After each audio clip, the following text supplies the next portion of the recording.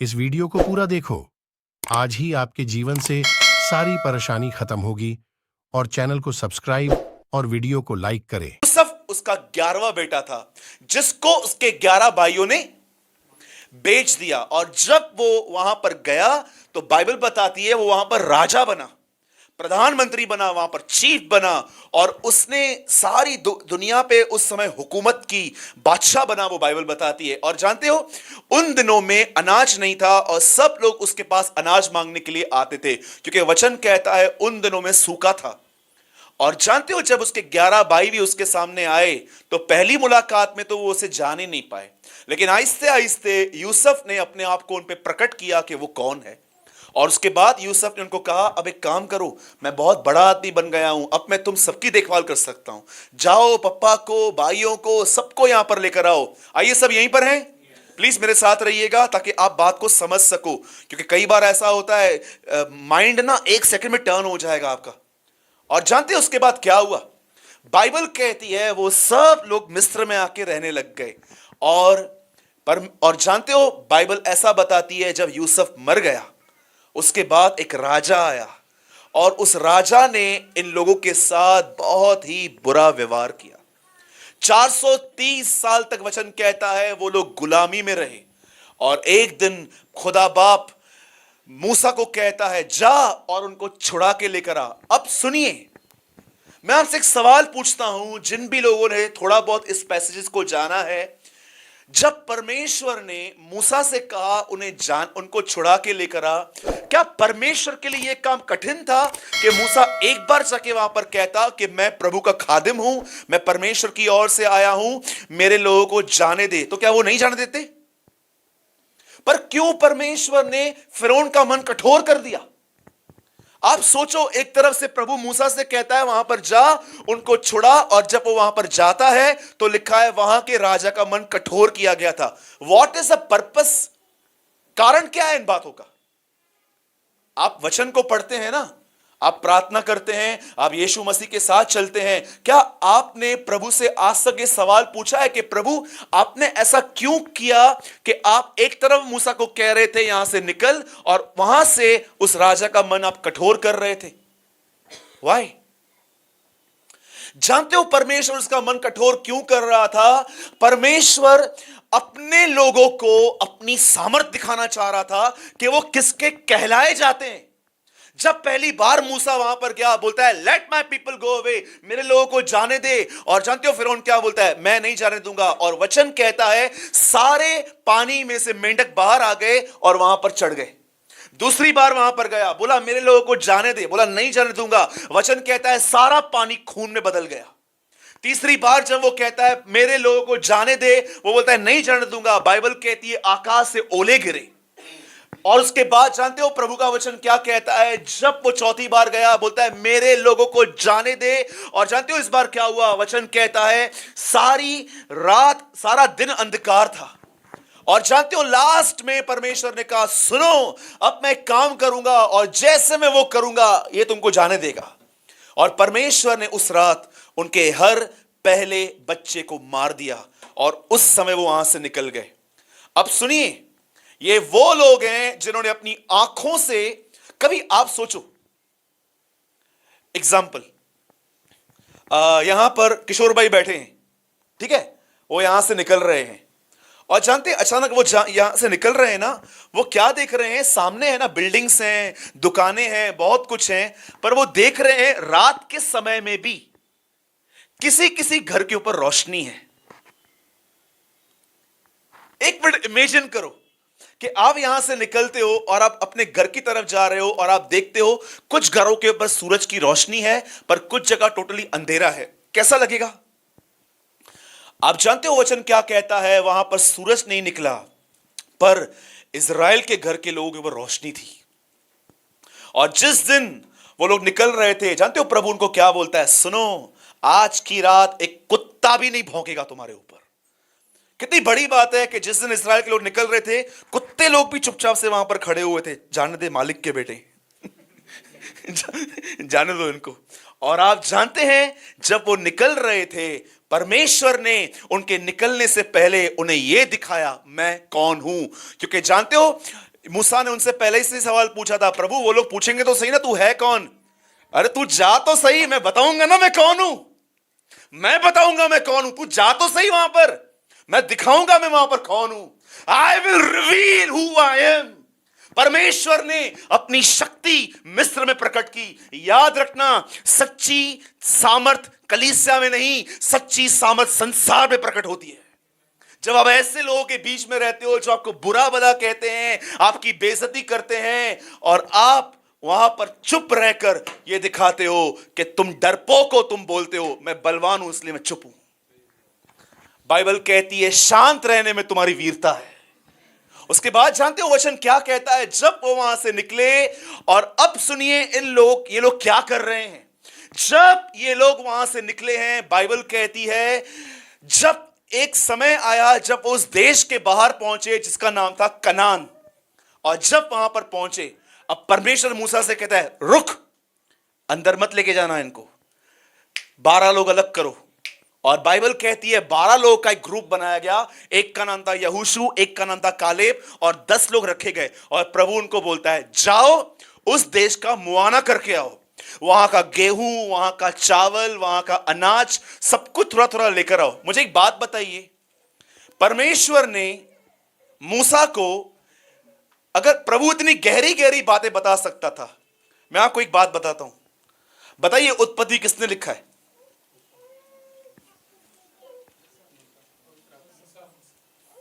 Who write Genesis? कितने लोग बोल रहे हैं मूसा? हाथ उठाइए, 1 2 3, मूसा, राइट। बताइए मूसा ने उत्पत्ति पहले अध्याय में क्या वर्णन किया है? सृष्टि कैसे बनी। बताइए मूसा का जन्म सृष्टि बनने के कितने साल बाद हुआ था? 1500 साल बाद हुआ।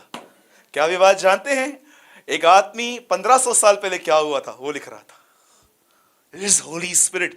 जब परमेश्वर इतनी गहरी बातें मूसा पे प्रकट कर सकता था, तो परमेश्वर ने उसे डायरेक्ट क्यों नहीं बताया कि ये देश कैसा है, पर क्यों परमेश्वर ने कहा जाओ और जाके घूम के आओ। आप जानते हो यहां पर परमेश्वर क्या कर रहा था? अब परमेश्वर मूसा को नहीं, अब वो अपने लोगों को टेस्ट कर रहा था कि ये क्या करेंगे। कितने लोग ये बात जानते हैं, यीशु मसीह के अंदर भी ये हैबिट थी। कभी कभी वो लोगों को देखता था कि देखें क्या कर रहे हैं। एक बार लिखा है 5000 लोग सामने बैठे हुए थे, और वो उनको बोलता है इनके खाने का प्रयोजन कहां करेंगे। और मूसा फिलिप्पुस कहता है 200 दिनार की रोटी भी कम पड़ेगी। उसके ठीक नीचे लिखा है यह बात उसने उनको परखने के लिए कही। Praise the Lord. कितने लोग मेरी बात समझ रहे हैं? आप जानते हो प्रभु, कितने लोगों ने अभी रिसेंटली, आप देखते हो बहुत सारी मूवीज लगती हैं, एवरी फ्राइडे 5-5 मूवीज लगती हैं। कोई भी मूवी बगैर ट्रेलर के रिलीज होती है? परमेश्वर ट्रेलर दिखा रहा था इनको कि जाओ अंदर से घूम कर आओ और बाहर ट्रेलर बताओ कि पिक्चर कैसी है। और जानते हो देखो पिक्चर कैसे देखी है इन लोगों ने। ये लोग वहां पर गए हैं, और वहां से आने के बाद 10 लोगों ने क्या रिपोर्ट दी और 2 लोगों ने क्या रिपोर्ट दी। और अब आपके ऊपर बारी आएगी। 10 लोग आके कहते हैं ये जो देश है ना, ये देश तो उत्तम है लेकिन हम जा नहीं पाएंगे। लेकिन 2 लोग वहां पर खड़े होकर कहते हैं नहीं, हम प्रवेश करेंगे। मैं आपसे बात पूछना चाहता हूं, 10 लोगों ने ऐसा क्या देखा जो 2 लोगों ने नहीं देखा? अब देखिए, मैं आपको थोड़ा करके दिखाता हूं, थोड़ा सब यहां देखिए, कंसंट्रेट करना। 12 लोग उस देश में गए हैं, 12 लोगों ने उस देश को देखा। किसने देखा कि क्या लंबे लंबे पेड़ हैं, नदी बहती है, ये है वो है, सब देखा। लेकिन और उनके बीच में ना उन्होंने ये भी देखा कि कुछ ऐसे लोग थे जिनकी height 13 foot, 14 foot, 15 foot, 16 foot थी, जिसे हिंदी में हम कहते हैं आकांक्ष, अनाकवंशी, और इंग्लिश में लिखा गया है जाइंट्स। अब देखिए 12 लोग उन्हें देख रहे हैं, पर देखिए 12 लोग देखने के बाद जब वो कनान के बॉर्डर पे आते हैं, वो लोग कहते हैं वो देश तो बहुत अच्छा है, गेहूं अच्छा है, चावल अच्छा है, वहां की जमीन जो है उपजाऊ है। उपजाऊ का मतलब समझते हैं, जमीन बंजर नहीं है, वहां पर खेती भी हो सकती है, लेकिन हम उसमें नहीं जा सकते। और जानते हो 2 लोग क्या कहते हैं? बोलते हैं सुनो, हम वहां पर प्रवेश करेंगे क्योंकि परमेश्वर हमारे साथ है। वो कहता है यदि परमेश्वर हमसे प्रसन्न है तो याद रखना हम जीतेंगे। और आप जानते हो बाइबल क्या बताती है, जब ये दोनों रिपोर्ट दे रहे थे ना, जानते हो 10 लोगों ने क्या किया? 10 लोगों ने भीड़ को कहा पत्थर उठाओ, मारना चालू करो इन लोगों को। और वो लोग मूसा को कहते हैं अरे मिस्र में कब्र नहीं थी जो यहां मरने के लिए ले आए, वहां तलवारें नहीं थी जो यहां पर चलवाने के लिए आए। मैं आपसे एक बात पूछना चाहता हूं, अब सब यहां देखिए, 10 लोग कहते हैं हम नहीं जा पाएंगे, 2 लोग कहते हैं हम जाएंगे। बताइए 10 ने ऐसा क्या देखा जो 2 को दिखाई नहीं दिया? सुनिए, इस बात को आज सीखिए, जीवन परीक्षाओं से भरा हुआ है। कभी भी इस बात का वेट मत करना कि लाइफ एक दिन बहुत कंफर्ट जोन में जाएगी। याद रखना, यीशु मसीह कहता है अपने अपने अपने प्रचारों में, प्रभु यीशु मसीह कहते हैं उस घर पे बाढ़, आंधी, तूफान आए, वो ऐसा नहीं कहता है। ये वो लोगों की हालत है जो खुदा का कलाम ठीक से नहीं पढ़ते हैं। लिखा है बाढ़ें आई, तूफान आए, लहरें, नॉट लहर, लहरें। इसका मतलब क्या है? जीसस आपको प्रिपेयर करने के लिए आया। एक सच्चे मसीह को बाइबल कहती है सताव आएगा। एक सच्चा, रिसेंटली आप जानते हो एक मसीह होने के नाते हम सब बिजनेस भी नहीं कर सकते। अभी रिसेंटली एक आदमी हमारे पास आया और उसने हमको बोला कि भाई सूरज एक काम करोगे? मैंने बोला बताइए। बोला मेडिक्लेम बेचोगे? क्या मेडिक्लेम? और मैंने उनको बोला फिर क्या बेनिफिट क्या है उसमें? बोला बेनिफिट ही बेनिफिट है, जब भी बीमार पड़ेंगे तुम भी कमाओगे। और जानते हो उन्होंने मुझे पूरी स्कीम बताई, जवान से कैसे बात करनी है, इससे कैसे बात करनी है। जब वो मुझसे बात कर रहे थे ना, मैं इतना अशांति महसूस कर रहा था। मैंने बोला प्रभु ये क्या हो रहा है? तो ये आदमी बोल रहा है। और मैं अपने कमरे में आया, मैंने प्रभु को बोला प्रभु ये आदमी बोलता है मेडिक्लेम बेच। और प्रभु मुझे बोल रहा था कलीसिया में खड़े होके बोल, तुझे मैं सबको मैं चंगा करने वाला हूं, और बाहर 2 लोगों को विश्वास दे तुम बीमार पड़ने वाले हो, मेडिक्लेम ले लो। कलीसिया में खड़ा होके बोलता है यीशु तुम सबको चंगा करेगा, बाहर सबको जाके बोलेगा बीमार पड़ने वाले हो, मेडिक्लेम ले लो। स्टॉप, ये तू नहीं कर सकता। एक बार एक आदमी ने बियर बार खोला। बोलो बियर बार। जानते हो बियर बार का नाम क्या रखा? प्रभु बियर बार। और हम लोग को बोला ब्रदर चर्च हमारे बियर बार में हो ना प्रार्थना करने के लिए। मैंने बोला क्या प्रार्थना करूं? ये प्रार्थना के सारे बेवड़े तेरे पास हैं, क्या प्रार्थना करें? एक मसीह आदमी बियर बार खोल सकता है? एक मसीह आदमी लॉटरी का धंधा खोल सकता है? एक बार हम लोग को एक आदमी लेके गया था एक बार प्रेयर करने के लिए, पता नहीं अंदर गलियों में नेहरू चो हाँ मंडा की सची गली गली में घूमी घूमी करे। उधर पहुंच गए, लास्ट में आया, बोला ब्रदर ये राष्ट्रीय लॉटरी खोली है, आप प्रार्थना करो। सोचो, एक मसीह आदमी सब काम नहीं कर सकता। एक मसीह आदमी हर वो काम नहीं कर सकता जो दुनिया करते। इसीलिए बाइबल कहती है तुम पे सताव आएगा। आप में से कितने लोग हैं जिनकी नौकरी झूठ न बोलने की वजह चली गई थी? कोई है यहां पर जो ये कहता है ब्रदर मेरे को बॉस ने बोला झूठ बोलो, मैंने नहीं बोला, मेरे को नौकरी से निकाल दिया गया। अल्लाह सब कूड़ गालेंगे। हाँ जी, मैं क्या बोल रहा हूं? आप जानते हो यहां पर क्या हो रहा है? ये 10 लोग, ये 2 लोग क्या कर रहे हैं? अब सुनिए, बोलो जीवन परीक्षाओं से भरा हुआ है।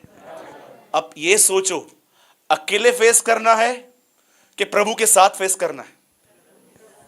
जानते हो ये 2 लोग, ये 10 लोग जो जब उनको देख रहे थे, उन बड़े बड़े लोगों को, इनके मन में जानते ख्याल क्या है? जैसे हमारे पास भी ख्याल आते हैं जब हम बुरे शब्द सुनते हैं, कुछ भी सुनते हैं, डर आ जाता है सब। देखो अब ये 10 लोग हैं ना, उनको देख रहे हैं और इन सबको ख्याल आ रहा है बाप रे ये तो ऐसे पैर के नीचे हमको दबा देंगे।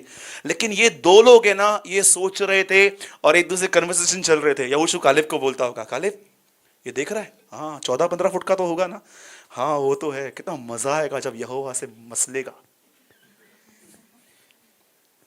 कितना मजा आएगा देखने में जब इनके ऊपर पत्थर फेंके जाएंगे। 10 लोग ये सोच रहे थे इनसे हम कैसे लड़ेंगे, 2 लोग ये सोच रहे थे ये प्रभु से कैसे बचेंगे। मैं आपसे पूछना चाहता हूं, जिंदगी परीक्षाओं से भरी पड़ी है। आप खुद सॉल्व करने की कोशिश करते हो, खुद लड़ने की कोशिश करते हो, कि आप परमेश्वर के साथ खड़े हो के प्रॉब्लम्स को देखते हो। मैं ऐसे लाइफ में कुछ ही लोगों को जानता हूं जो हर प्रॉब्लम को परमेश्वर के साथ खड़े होके उसके द्वारा देखते हैं। यीशु मसीह को लोग कहते हैं स्त्री मर गई, बच्ची मर गई, यीशु कहता है नहीं, वो सोई है। कितने लोग ये बात जानते हैं? कितने लोग हैं जो इन दिनों में प्रैक्टिस कर रहे हैं हर चीज खुदा की नजरों से देखने की। अरे क्या होगा, क्या कर लेंगे, कुछ नहीं होगा, प्रभु मेरे साथ है। कितने लोग हैं और आप कहोगे ब्रदर प्रभु तो मेरे साथ है। मैं आपको एक बात बताऊं, आपको दिल में, फेफड़ों में, हर जगह होगा आज। सुनिए, प्रभु तुम्हारे साथ है, पर मैं तुम्हें लिख के दे सकता हूं, तुम में से बहुत प्रभु के साथ नहीं है। जानते हो, रिसेंटली मैं घर से निकल रहा था, मेरी मां ने मुझे बोला गीला हो जाएगा, अम्ब्रेला ले ले। और मैंने मम्मी के कहने पे अम्ब्रेला ली। एक हाथ से मैं गाड़ी चला रहा था, एक हाथ से मैं था। मैं यहाँ आया, मैंने अम्ब्रेला बंद की, फिर नीचे गया, मैंने अम्ब्रेला फिर से खोली। बहुत सारे लोगों के लिए परमेश्वर क्या है? बोलो अम्ब्रेला। प्रॉब्लम आई, पिता मुझ पे दया करना। और जब प्रॉब्लम नहीं है, आराम से मॉल्स में, पिक्चरों पे, हर जगह घूमेंगे फिरेंगे। लेकिन जब प्रॉब्लम आएगी ना, वापस प्रभु को पकड़ेंगे। कितने लोग परमेश्वर को अम्ब्रेला की तरह यूज करते हैं। खुदा तुम्हारे लिए क्या है? अम्ब्रेला। जब प्रॉब्लम आई, प्रभु मुझ पर दया कर, और उसके बाद आपको 10 लोग हिलाते हैं, प्रार्थना करना, प्रार्थना करना, पर आपसे प्रार्थना नहीं होती है। आप कौन हो? आप प्रभु के साथ नहीं हो, आप सिर्फ अपने पर्पस के लिए खुदा का इस्तेमाल करते हो। मत बनिए ऐसा। ये वो लोग थे जो जब उन अनाकवंशियों को देख रहे थे, ये परमेश्वर के साथ देख रहे थे, और ये 10 लोग परमेश्वर से अलग होकर देख रहे थे। जानते हो कौन से लोग हैं जो परमेश्वर के साथ, उसके साथ सब बातों को देखते हैं? जो इन वचनों के साथ अबाइड हैं। यीशु मसीह 15 अध्याय में कहते हैं, यदि तुम मेरे चेले हो तो तुम मेरे वचन में बने रहोगे। कितने लोग हैं जो उसके वचन में बने हुए रहते हैं?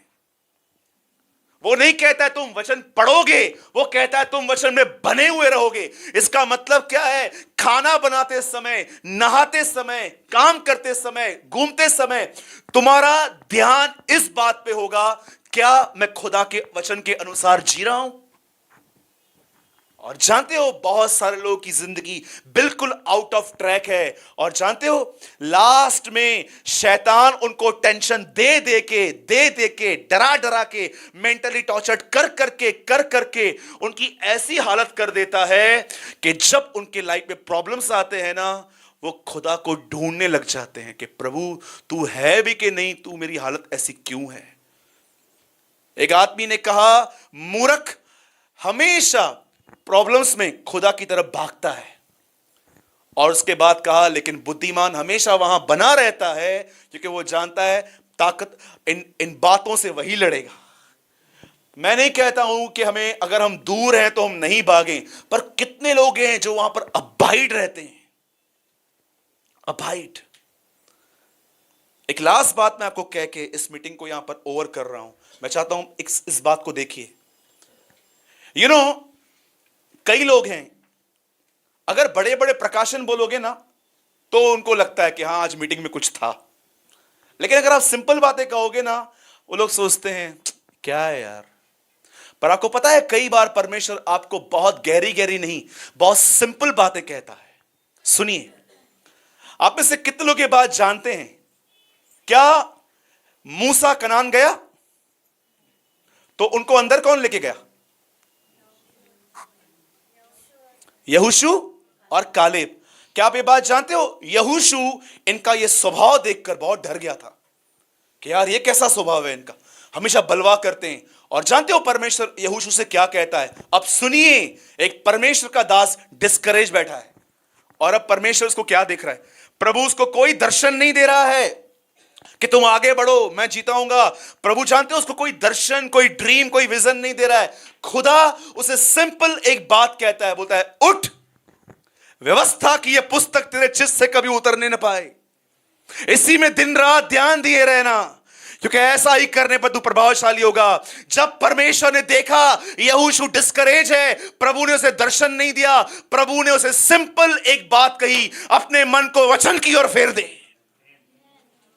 अपने आप को वचन की ओर फेर दे। और बाइबल कहती है यहोशू उनके उद्धार का कैप्टन बना और उसने उनको प्रवेश करवाया।